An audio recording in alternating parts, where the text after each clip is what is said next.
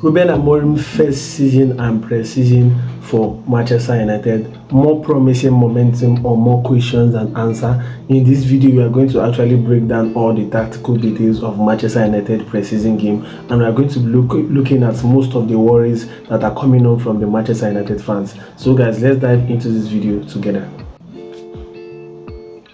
The point of this pre-season was actually very straightforward from Rúben Amorim. First is to embed a tactical identity into Manchester United. As you all know, for decades and years now, after Sir Alex Ferguson, Manchester United has been finding it hard to embed a particular identity to the Manchester United team. And from the pre-season, it was very obvious that Rúben Amorim was actually trying to pinpoint his identity into the Manchester United team. And secondly, is actually to build fitness and give more players minutes. And thirdly, is actually to integrate the new summer signings and also try to give more minutes to the youth team while also building confidence for the new season ahead. As you all know, Manchester United has its worst season in decades, and Manchester United is actually trying to build a lot of confidence, trying to build a lot of optimism going into the season. And today we are going to be breaking down all aspects of the games that Manchester United actually played in the pre-season and the various ways Manchester United can improve going into our first Premier League game of the season against Arsenal on Sunday.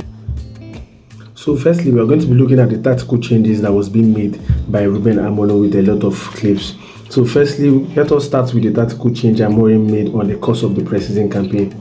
For example, we are going to be going with the Bournemouth game. We want to analyze the strategy he used in drawing the press and finding those pocket spaces with long balls. In this example, you could see a typical Amorim possession diamond, and then United switch it up to hitting, and then to Euro, and then back to hitting, who goes long with the ball to Højlund to beat Bournemouth's press and find Højlund, who is one-on-one with the Bournemouth defender. And you could see how much space is left on Bournemouth's half, but Højlund fails to utilize the ball. Let's go over to another example. Ahmad holds onto the ball until the player decides to press him, and then he lays it off to Euro, who pops it back to Ahmad, making it difficult for the opposition to be able to get a hold of Manchester United. Another example, Ahmad has a lot of space and can easily pass the ball, but decides to wait and drops the press. And when the press comes, he plays it back to Euro again. And United has drawn 6 players into the half and can play forward. And Euro hits the ball down to Højlund. And you could see the space United has and the 4-on-4 United attack has on the Bournemouth defense. And you could see there was a space actually for Højlund to run the channel, which he didn't. And then going on to another example in the Bournemouth game, Bournemouth are aggressive with their press. Dalot could easily play to Casemiro, but with the numbers of Bournemouth players committed in the press, Dalot decides to go long to create a 3-on-3 on Bournemouth's backline. But in this next clip, you're going to realize why Manchester United needs a goalkeeper, because despite 3 passing options, the goalkeeper, which is hitting, decides to go long. But nevertheless, those long passes are part of Amorim's tactics. Actually, the goalkeeper doesn't need to play the ball in any situation that is not going to benefit Manchester United. The goalkeeper needs to play those long passes correctly to enable the Manchester United players to benefit from them. And he didn't go away. And also here you are going to find out that Maguire could easily spread the ball into Euro, but with only few Bournemouth players committed to the press. He holds on to the ball, and we can now see the possession diamond shape that draws in Bournemouth press. And although this ball goes out for a throw, we are starting to see a recurring pattern that occurs to drop or to draw the opposition press.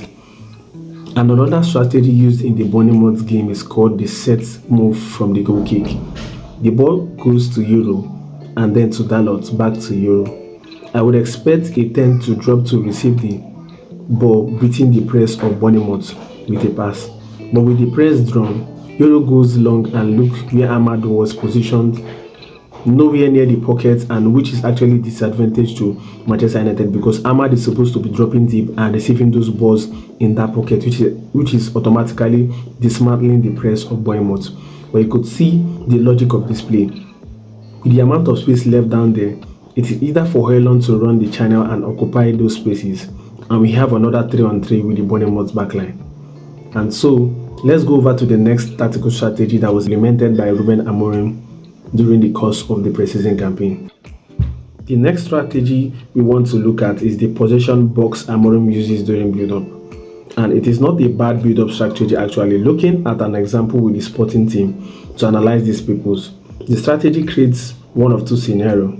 Either the opposition players push up to match up the overload on the front line and leave pocket spaces further up to play medium or long passes into the pockets created and leave a large space in the middle. Or the opposition do not match the overload on the front line, leaving the door open to play through lines from deeper positions. So overall, it is a solid tactics, but you're going to find out that the personnel that Rúben Amorim had in Sporting Lisbon are not the personnel that he's going to have or he has in Manchester United, and this has been an actual problem implementing this possession box build-up phase that is being implemented by Rúben Amorim, and Rúben Amorim actually needs to carry out a lot of changes to make it to work in Manchester United. So in comparison to United, for me it is the personnel that makes up the top of the box, because the CCB will either be Maguire or Delete, and we all know that Maguire and Delete are actually very limited on the ball, and this is going to really be detrimental for Manchester United in building up. And so if you also add Ugarte to that, we are very limited to what we need to do from here. With Ugarte and Delete approaching the ball, the probability of Manchester United beating the press is low, and a simple pass from Ben Yedder to Ugarte can simply be laid off to Euro, beating the press. But Ben Yedder goes long, and it is not a problem as the ball is in the air. They did not create that mid-distance space compared to the Sporting clip. And as you go on, Højlund is one-on-one with the defender. He's actually isolated, and this leads to other issues.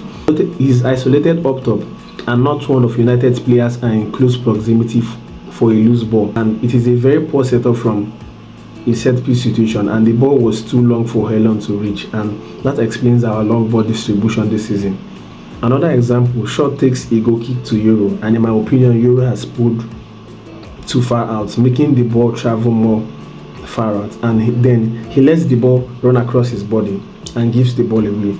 Against Leeds, you're going to see that the goal kick is taken, and after numerous passes, Euro then plays a decent pass to Mantato. But look at the isolation again. If Dalot was close to him and was hanging in the midfield, that makes it life easier for Mantato to play into Dalot. Or if Maguire can take a few steps to his right to give Mantato that layoff, or Meno could just move more centrally in these pockets. But quite sadly, Meno was not able to move into the central areas and into that pocket, and that made Mantato to actually be very isolated in this situation. So now if you look at this last example, you're going to find out that we have Delete and Ugarte as the pivots, and then even West Ham actually know that Delete and Ugarte are actually not comfortable on the ball with their back to go, and then they set up a press box, and if Ben Yedder passes to either Euro or Heaven, West Ham is definitely looking to press. But now the ball goes out to Heaven, and he should be playing that pass to Delete whether he trusts him or not, and that actually should not affect his passing the ball to Delete. And if he does, and Delete loses the ball, that is his problem and does not actually affect the way that Manchester United want to play. Because I found out that Manchester United players actually have double mind when they want to give some players the ball. They actually feel that those players are going to lose the ball, but that's not actually the aim of the pattern. The aim of the pattern is to pass into Delete in those pocket space. But Heaven actually goes wide to Dogu instead. And West Ham have strapped United on the touchline, and then we give the ball away. And so these are one of the issues that Manchester United have facing, and this was one of the issues that Rúben Amorim pointed out last season, that Manchester United most of the times on the ball we tend to overthink, and then we make those costly mistakes that is actually going to put us in dangerous situations. And so another tactical issue I actually spotted in the preseason was that the backline occupy high positions as it should be, because when Manchester United is building up, the backline is actually going to be in big high positions to be able to cover those large spaces that will be left by the pressing midfielders. But one of the issues that Manchester United is having with this high backline is that the defenders actually don't trust themselves enough to jump into tackles to actually occupy those spaces that are left behind by the midfielders. They retreat quickly to actually block those spaces in the defensive line instead of jumping into tackles, instead of trusting themselves enough when it comes to one-on-one situation with the opposition player. I feel that the defenders don't trust themselves enough with the opposition player when it comes to 1v1 situation, and it is actually a bad situation because the defenders are not supposed to retreat quickly, to want to drop deep quickly. They are supposed to actually face the opposition players, to be brave enough in those one-on-one situations. And the only outcome of that situation is that it is going to actually lead to a goal. And if you take for example the Western game, the defenders were actually very quick to retreat, and when that ball was played by Souček into Bowen, it actually led to a goal. And this is something that Manchester United need to work on. And this whole situation of the defenders retreating quickly actually creates a midfield problem for Manchester United, because if a midfielder like Bruno Fernandes loses a ball in a very high position and the defenders are quick to retreat, it is going to create a lot of large spaces for Bruno Fernandes or anybody he's pairing with in the pivot to cover. And this is the reason that Rúben Amorim is actually looking at Carlos Baleba, because Carlos Baleba has this tremendous strength and endurance to be able to cover large spaces in the field. And when the Manchester United defenders actually make those costly mistakes, Baleba will be looking to jump into those tackles. He will be looking to cover those last spaces that will be created in the midfield. So this is what I feel that Rúben Amorim should be able to speak to the players about, because we are going into the Premier League. Manchester United don't have a lot of time. Rúben Amorim actually don't have a lot of time to prove himself to the fans. So he actually needs to sort out this situation to be able to make Manchester United to start at the front foot as quick as possible. So in summary of Manchester United preseason, you're going to find out that most of the issues are more personnel based or individual based than when it comes to blaming Amorim. I know that there are some issues from these clips you're going to blame Amorim because he needs to spice up a lot of things. He needs to make some tactical changes and some tactical tweaks. But you're going to find out that most of the situations are based on the individual players because they make a lot of mistakes. Like I've been always saying in my video, Manchester United actually needs a defender. I know that it is something you're not going to do this summer, but subsequently Manchester United is going to need defenders that are very comfortable on the ball, and that is going to help Rúben Amorim in his build-up box situations. And also we need to actually tout our set piece issues, because you could see from the Fiorentina game, once again Manchester United was exploited very easily in set piece, and it is something that Manchester United needs to work on, because Arsenal is one of the best set piece team in the Premier League, and Manchester United actually needs to be very, very good when it comes to set piece. You could see when we played them in Emirates last season, we actually matched up to them, but when it came to the set piece, that was what they actually used to win the game. So Manchester United need to be very, very good in their set piece play against Arsenal, because it is something that has been the problem for Manchester United for a lot of decades, for a lot of years. So Manchester United actually needs to rectify the whole situation when it comes to set piece and midfield issues. Our front line is also sometimes often being disconnected. Most of the times the strikers is actually being isolated up top. So these are some of the things that Manchester United and Rúben Amorim needs to work on from the analysis of the preseason. Actually, the preseason gave Amorim the privilege to platform his ideas, to platform his tactics, to actually go through a lot of situations, to platform his ideas, to platform his management, to platform optimism. But the real test actually comes when Manchester United need to show consistency when the points matter. And I want you guys to give me your thoughts on the comment section if you feel Rúben Amorim is going to turn it around for Manchester United. I want you guys to like, to share, to subscribe to Tactical Trafford, as I'll be releasing more videos and more philosophies of the Rúben Amorim strategy. So see you guys in my next video. Ciao.